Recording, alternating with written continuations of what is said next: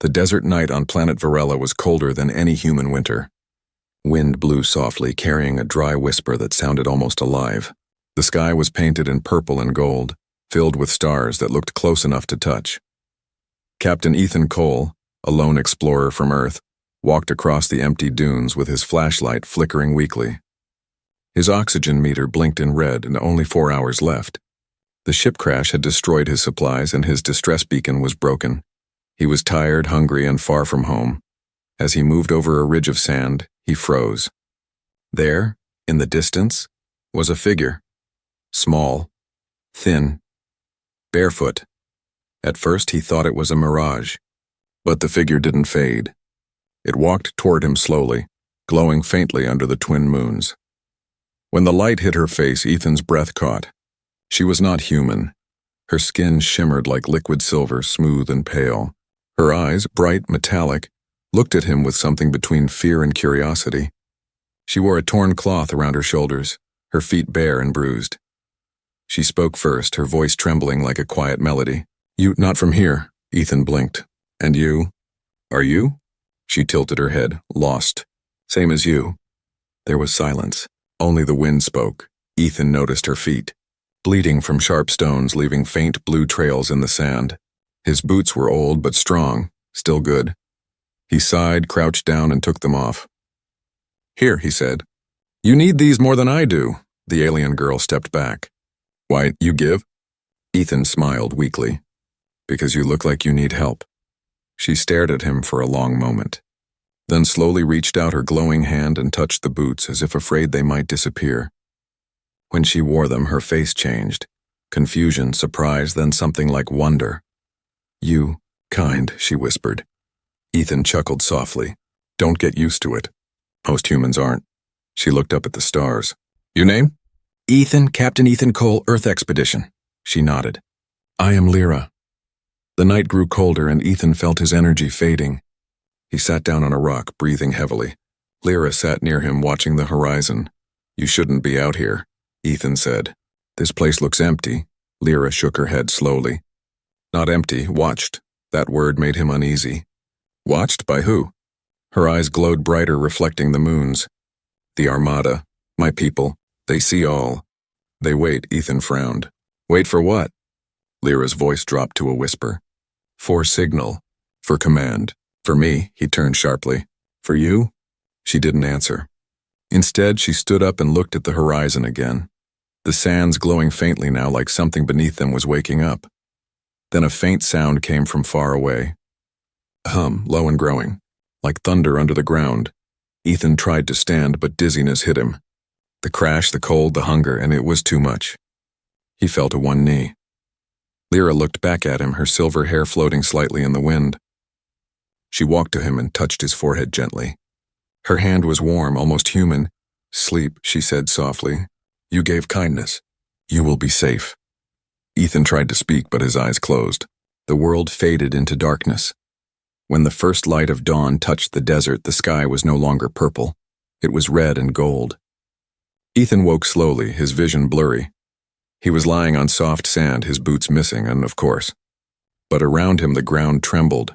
Then he saw it, a shadow covering the entire horizon.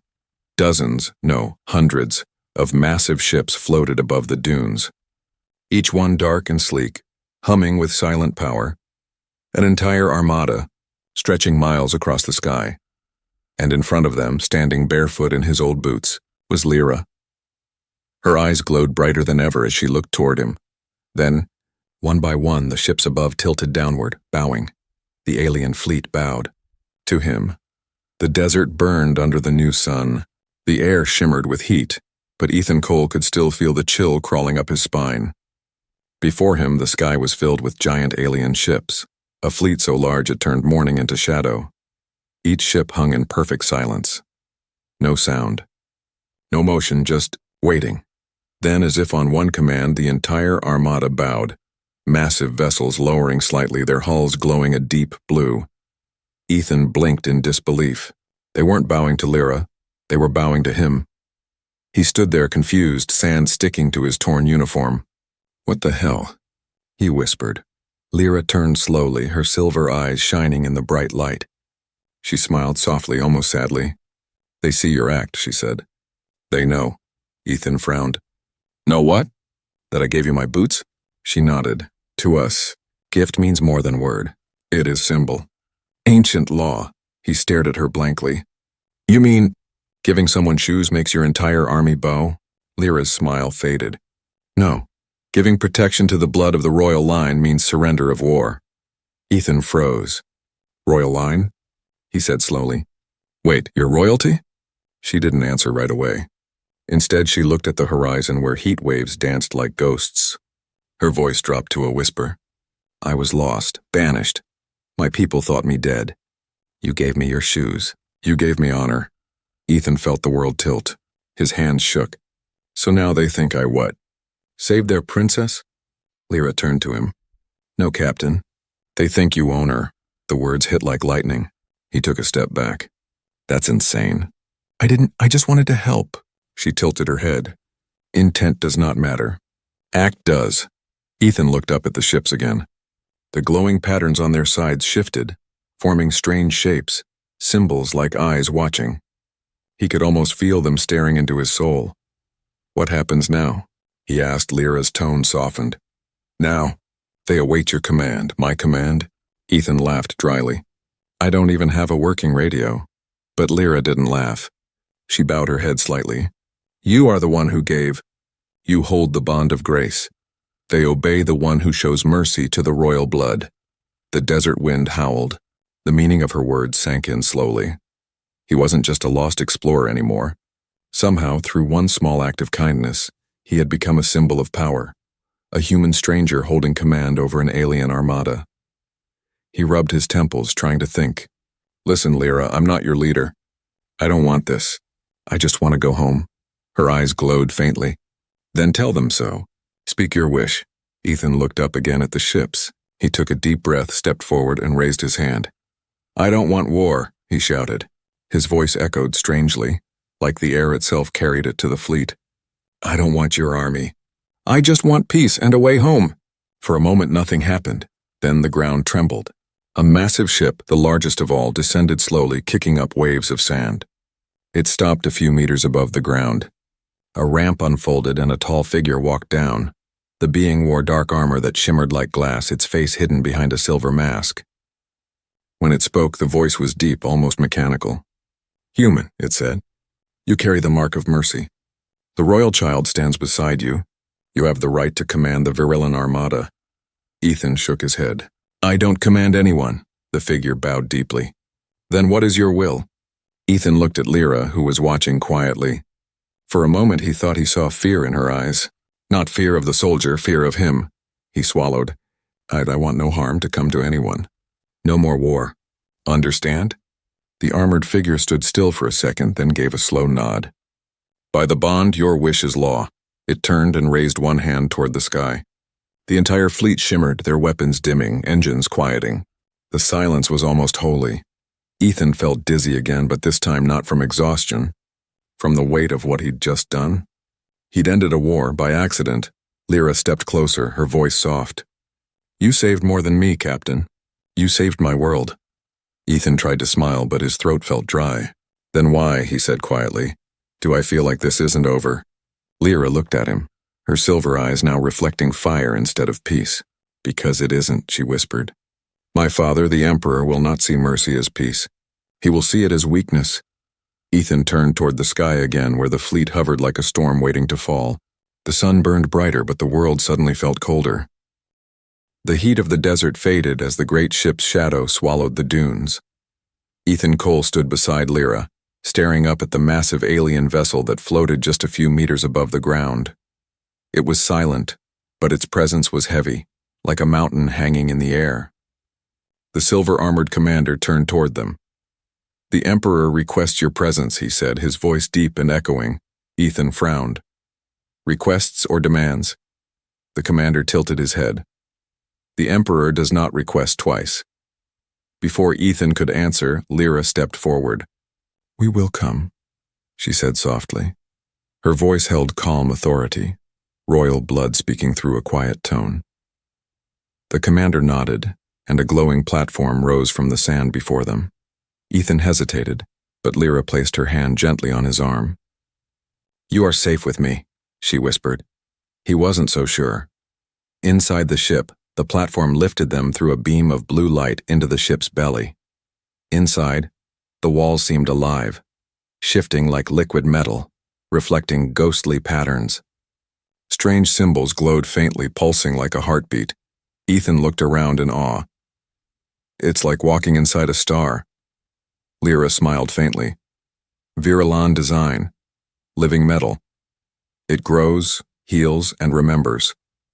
"Remembers?" he asked. She nodded. "Every voice, every command, even yours." Ethan didn't know whether to be impressed or terrified. As they moved down the long hall, alien soldiers bowed as Lyra passed. Some looked confused when they saw Ethan, a strange, tired human walking beside their lost princess. Whispers followed them. "Is that him? The one who gave? The Earthman who holds the bond?" Ethan pretended not to hear. They entered a grand chamber, enormous and bright. At the far end sat a throne carved from black crystal. On it sat the Emperor. He was tall, draped in flowing silver and gold. His face was stern, his skin the same pale metal as his daughter's, but his eyes were darker, sharp and ancient, like blades forged in fire. When he spoke, the air itself trembled.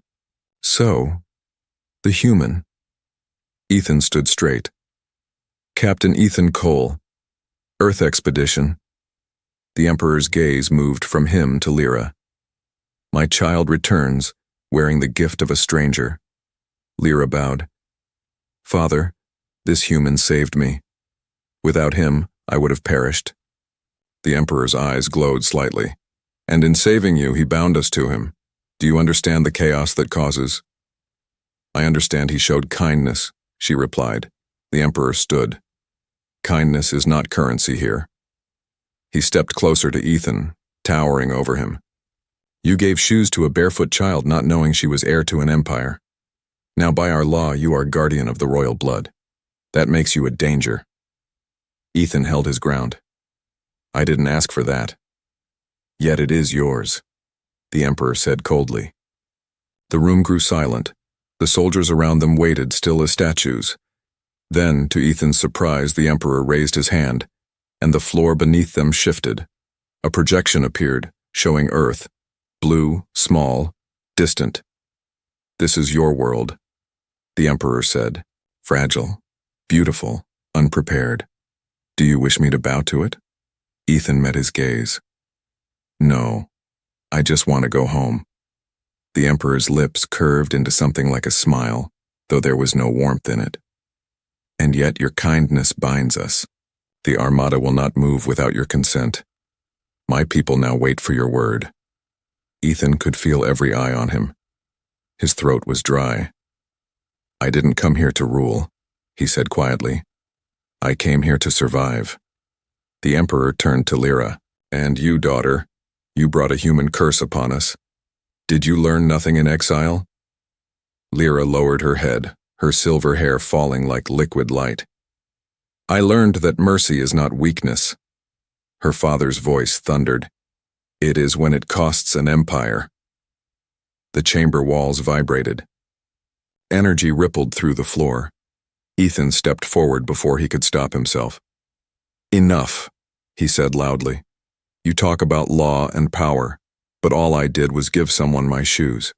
If that breaks your empire, maybe your empire needs fixing." The soldiers gasped. Even Lyra's eyes widened. For a moment, silence. Then the Emperor did something unexpected. He laughed. A low, sharp sound that echoed around the hall. "You have spirit, human. Perhaps too much."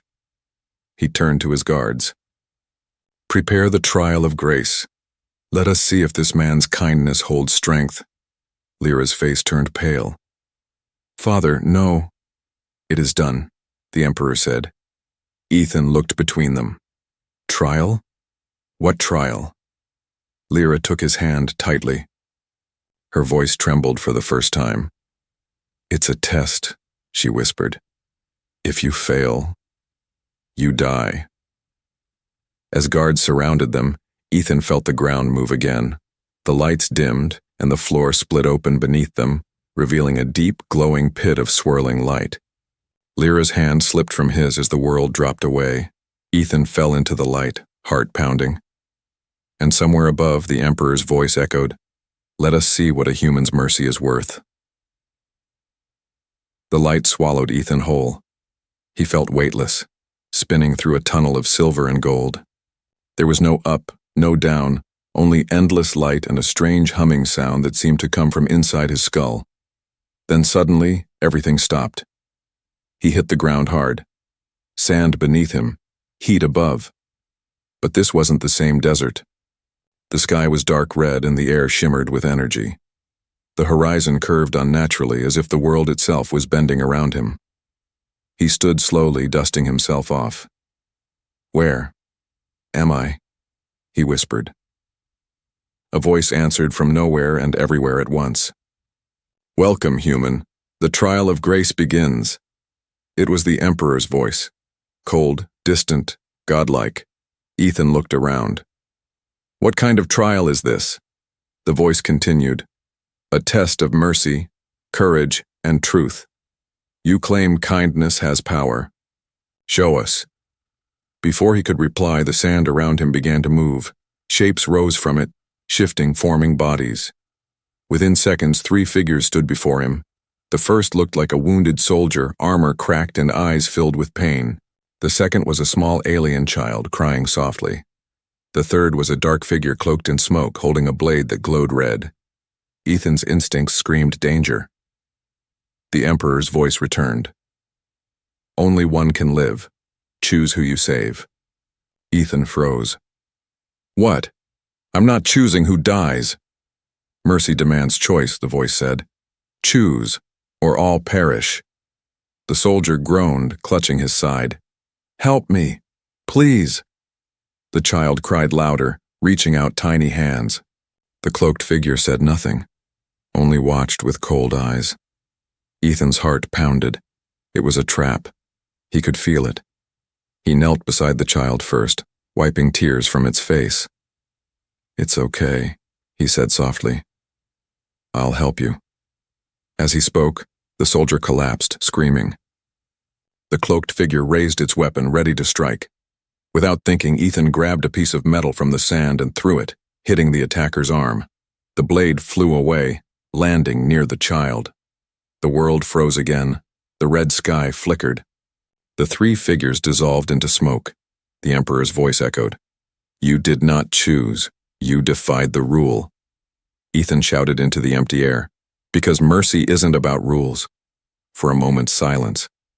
Then the ground cracked open beneath him again. He fell tumbling through darkness until he landed in another place. The second trial, this time he found himself inside a long corridor of mirrors. Each mirror showed a reflection of him, but not the same one. In one, he was wearing royal robes. In another, he was older, cold-eyed, standing over fallen bodies. A whisper moved through the hall. "Every act of mercy has a price. Would you pay it again?" Ethan clenched his fists. "If it saves someone, yes." The mirrors shimmered. One of his reflections stepped out, alive. It spoke in his own voice. "You're a fool, Ethan. You gave away your last hope to a stranger. Now you're trapped, playing hero in a world that doesn't care." Ethan stared at his double. "Maybe, but if I stopped caring, I wouldn't be human." His reflection sneered. "Humanity is weakness."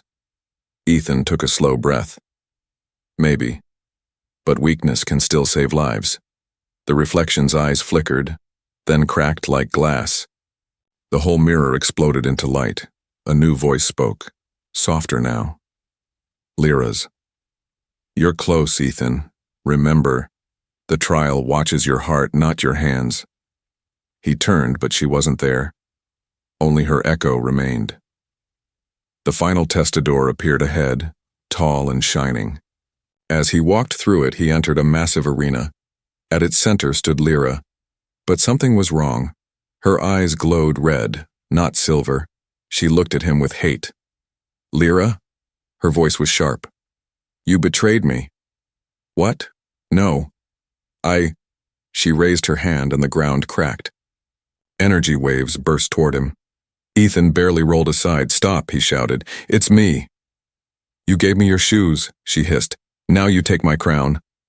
Ethan realized. This wasn't Lyra. It was another illusion. The trial's final trap. He lowered his arms. If you're going to kill me, do it.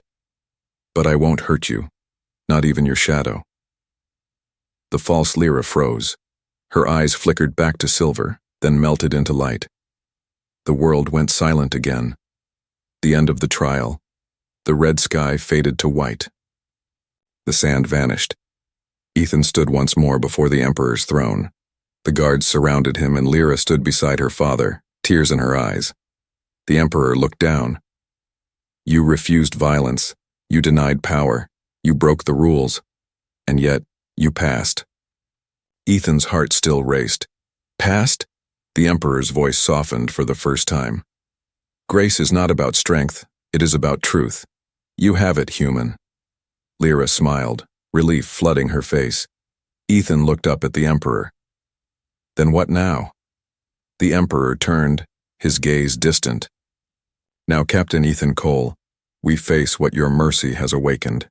Before Ethan could ask what he meant, the entire ship shook violently. Alarms blared. The floor trembled. Outside, through the massive windows, he saw dozens of new ships. Dropping out of warp, dark, spiked, and bristling with weapons. Lyra whispered horror in her voice.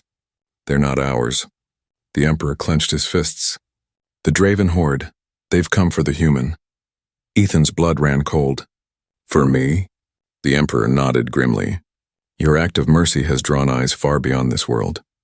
The alarms screamed through the great ship like a heartbeat gone mad. Red lights pulsed on the metallic walls as the floor trembled under Ethan's boots.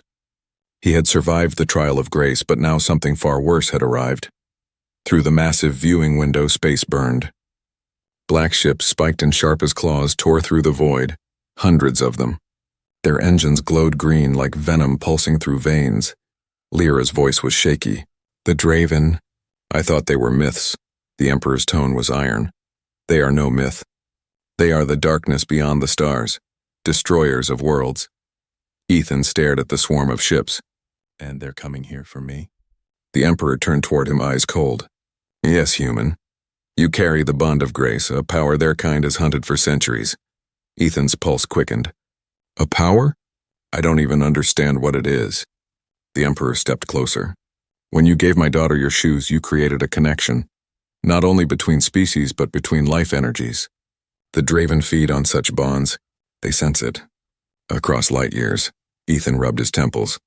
So my kindness turned into a cosmic beacon? Lyra touched his arm gently. It's not your fault. The bond chose you. Before he could reply, a violent explosion shook the ship. Sirens flared louder. One of the alien guards shouted, Outer defense wall breached. The Emperor's eyes glowed with fierce light. Prepare the fleet. Form shield formation Delta. He looked at Ethan. You ended one war with mercy, human. Now you must survive another with strength. Battle over Varela, the Armada rose like a wall of silver light. Ships lined the horizon, thousands strong, forming a shield around their planet. The Draven vessels broke through the stars like locusts, firing green plasma that burned holes in the sky. Ethan stood on the command deck beside Lyra, watching chaos unfold. Can't we talk to them? He asked. Lyra shook her head. They do not speak. They consume. Another explosion shook the deck. A young officer shouted, Sector 7 collapsing! Ethan clenched his fists. He had no training for this, no weapons, no power. Just a human heart beating in the middle of an alien war. But then he remembered the trial, the voice of Lyra in his head. The trial watches your heart, not your hands. He took a deep breath. Lyra, I might have an idea. The Draven ship seemed alive, twisting, breathing, feeding on energy. Every blast from the Virilan guns only made them stronger. Ethan watched the pattern carefully. They absorb power, he said. But they react slowly to organic signals. Lyra blinked. You mean life energy? Yeah. If we send out something alive, something carrying the bond, they'll focus on it. Lyra's eyes widened. You mean you? Ethan nodded. They came for me anyway. No, she snapped. You'll die, maybe, he said softly. But if it buys you time. Before she could argue, the ship shook again, harder this time. A crack appeared in the window. Outside, green fire rained down. The Emperor's voice thundered across the bridge. Human, what do you intend? Ethan turned to him. A distraction. Let them chase me, not your people. The Emperor studied him for a long moment, then slowly nodded. You act with madness. And with honor. He raised his hand. Prepare a drop pod. Give him what he asks. The descent minutes later, Ethan stood inside a small pod, a metallic sphere humming with energy. Lyra was beside him, tears shimmering in her silver eyes. You shouldn't do this, she whispered. He smiled faintly. You said the bond watches the heart. Maybe it'll watch over both of us. She reached out, pressing her glowing palm to his chest. Then take this. A part of my energy. It will guide you in the dark. A surge of warmth filled him. His skin shimmered faintly, veins glowing faint blue. The pod hatch closed. Ethan looked at her one last time through the glass. Tell your father not all humans bring war. Then the pod launched, into the storm. The drop pod tore through the blackness, engines roaring. Behind him, the Virilan ships fought desperately. Ahead, the Draven swarm, a storm of monsters. Ethan gritted his teeth. All right. You want me? Come get me. He flicked a switch on the console, releasing a beacon of pure bond energy, a bright pulse that spread like ripples through space. The Draven ships reacted instantly. They turned. All of them. Thousands of black vessels changed course, chasing the single tiny pod. Ethan's heart pounded. Okay, they took the bait. But as they surrounded him, his controls flickered. Systems overheated. The pod screamed warnings. He was trapped in the middle of the swarm. Through the window, he saw one massive Draven ship open its jaws. Yes, jaws, lined with glowing teeth of energy. The pod shook violently. This might have been a bad idea. Then he heard her voice, soft and far away. Ethan. Hold on. The pod's systems glowed silver. Lyra's energy, her gift, activated. The pod transformed, expanding light around it. The Draven ship screamed as the light grew brighter and brighter until it consumed everything. And then, silence. Aftermath. Far above Varela, the battle stopped. The Draven fleet vanished, gone as if erased from existence. Only drifting sparks remained where they once were. On the flagship, Lyra stared at the empty sky. He did it, she whispered. The Emperor lowered his head. The human gave again. His mercy saves us, yet costs him his life. Lyra's eyes filled with tears. No, she said quietly. The bond still lives. I can feel him. Far beyond the horizon, among the stars, a faint silver light pulsed in the dark. Steady. Alive. The stars were silent again. The war was over. The Draven were gone, erased in a storm of light no one could explain. Yet peace felt hollow on Varela. The human who had saved them all was missing. Lyra stood on the balcony of the royal citadel, watching the twin moons drift apart. The wind carried the faint hum of the city, rebuilding, breathing again. But her heart felt empty. 3 days had passed since the explosion of light swallowed Ethan Cole's pod. The fleet had searched every sector, every fragment of debris. Nothing. Only one thing remained. A faint signal pulsing once every few hours. A heartbeat of light. A whisper across the stars. The scientists called it static. Lyra called it Ethan. She could feel him. Deep inside her chest where the bond lived. And tonight, for the first time since the battle, the pulse was stronger. The signal, she turned to her father, who stood by the great star map. The Emperor looked older now. The fire in his eyes dimmed. Father, Lyra said softly. The bond calls. I feel it. He looked at her with quiet sadness. You feel what you wish to feel.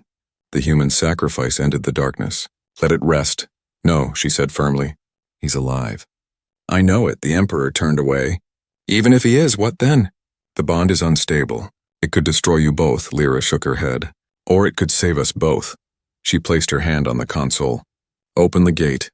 I'm following the signal, the Emperor sighed. You are stubborn, like him. He pressed a key on the console and the great star map lit up. The signal originates near the rim of shadows. No ship has returned from there. Lyra smiled faintly. Then I'll be the first. The Emperor hesitated. Then slowly he reached out and touched her shoulder. Bring him home, daughter. Journey through the void. Lyra's ship, the Graceborn, slipped through hyperspace like a blade of silver light. Alone in the darkness, she listened to the pulse, faint, rhythmic, alive. She recorded a message, though she knew he might never hear it. Ethan, if you can hear me, I'm coming. You once gave me your shoes so I could walk. Now I will walk through the stars to find you. Hours passed, then days. The signal grew clearer, brighter, but with it came something strange. Whispers in her mind, soft echoes of voices. One sounded like him. Lyra, don't follow. Too dangerous. She smiled sadly. You should know by now I don't listen. The lost world at last, her ship emerged from warp. Before her floated a dead planet, black, broken, surrounded by glowing dust. Its surface shimmered faintly as if something beneath it was alive. The signal pulsed again, stronger than ever. She landed near the ruins of what once looked like a Draven fortress. The air was thin and cold. The ground cracked under her boots as she stepped forward. Ethan, she whispered. Her voice echoed strangely. A faint glow appeared among the rocks, a soft blue shimmer. She ran toward it. There, half buried in dust and crystal, was his pod, cracked open, glowing faintly from within. Her breath caught. Please. Inside, no body and only light. The glow pulsed in rhythm with her heartbeat. When she touched it, warmth rushed through her hand, spreading to her chest. And then she heard it. A voice, gentle, tired, but alive. Lyra? Her eyes filled with tears. Ethan, where are you? I don't know, his voice echoed in her mind. I'm not really me anymore. The light, it changed me. What do you mean? When the Draven came close, the bond, it reacted. It absorbed their energy. I became part of it. Lyra fell to her knees. No, you can't be gone. I'm not gone, Ethan said softly. I'm everywhere. The bond isn't just between us anymore. It's spreading, connecting worlds, species, life. It's what the universe was meant to be. She pressed her hand harder against the glowing crystal. Then come back with me, please. A pause. The light flickered gently. I can't, not yet. But I'll always be with you. You'll hear me in the stars, in the quiet, in every act of kindness you give. Lyra closed her eyes. I don't want kindness. I want you, a soft chuckle echoed. You already have me, Lyra. You carry the bond, our bond. The glow pulsed once more, brighter than ever. Then slowly it faded into her chest, merging with her. She gasped. The warmth spread through her whole body. Her eyes glowed brighter than before. Not just silver, but silver and blue. She could still feel him. Not beside her. Inside her. The return weeks later, the Graceborn returned to Varela. When Lyra stepped out, everyone bowed, even her father. But she didn't feel royal. She felt changed. The Emperor looked into her glowing eyes. He lives within you, she nodded. And through me he speaks. What does he say? The Emperor asked quietly. Lyra looked toward the stars. He says mercy is not weakness. It's the seed that survives the fire. The Emperor lowered his head. Then perhaps the human taught us all something greater than war. As night fell, Lyra stood on the same balcony where she had once waited in sorrow. The stars shimmered like waves across the Black Sea. Somewhere among them she could hear a faint whisper. Keep walking, Lyra. She smiled softly. I will, Ethan. Always. The bond shimmered through the sky like a path of silver light, connecting worlds, hearts, and hope. Years passed. The wars of the past became stories whispered in schools and sung in songs. The name Ethan Cole lived on. Not as a soldier, not as a captain, but as a legend, the human who gave light. On Varela, the stars now glowed brighter.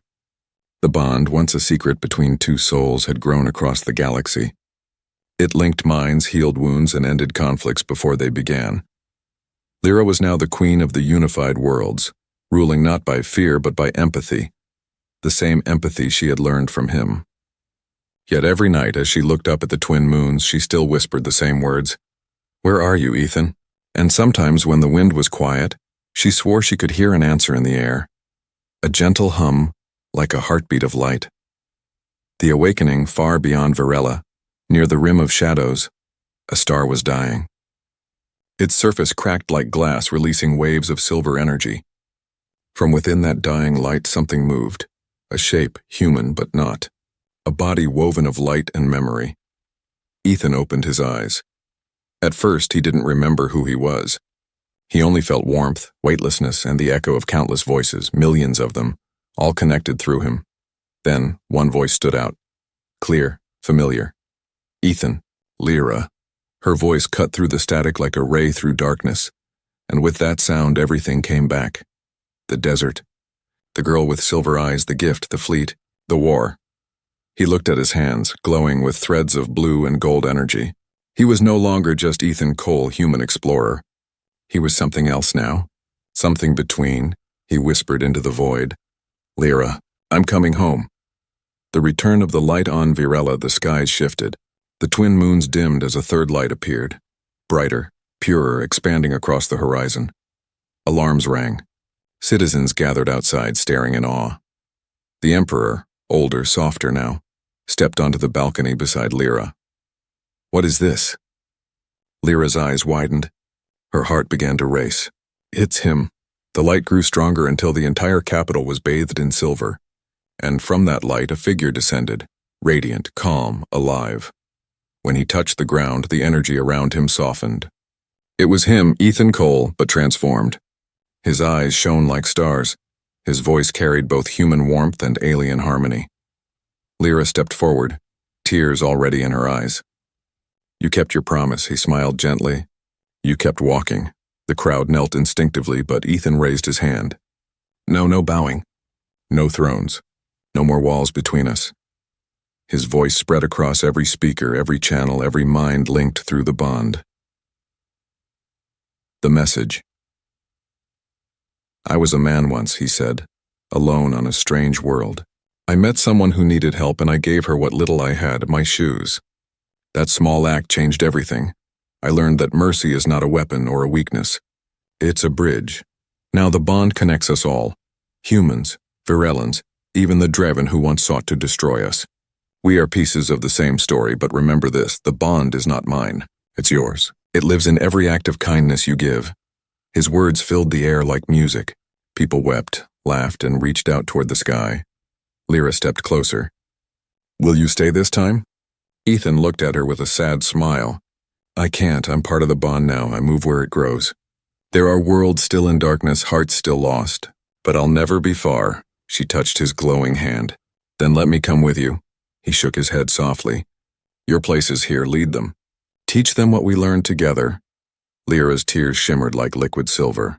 Then promise me one thing. What? He asked. Don't stop giving, he smiled. Never. The final light.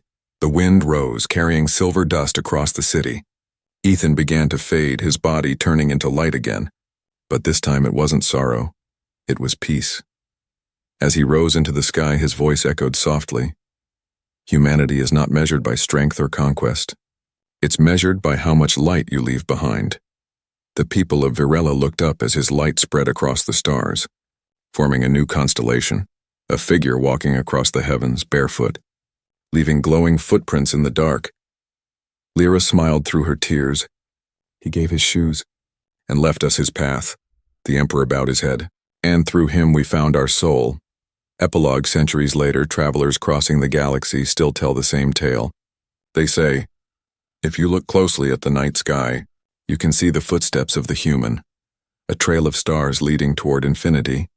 And sometimes, when a child gives their last piece of bread to a stranger, or when an enemy chooses mercy instead of hate, the stars above flicker just once, as if whispering a name. Ethan Cole, the man who gave his shoes to a barefoot alien girl, and taught the universe how to walk again.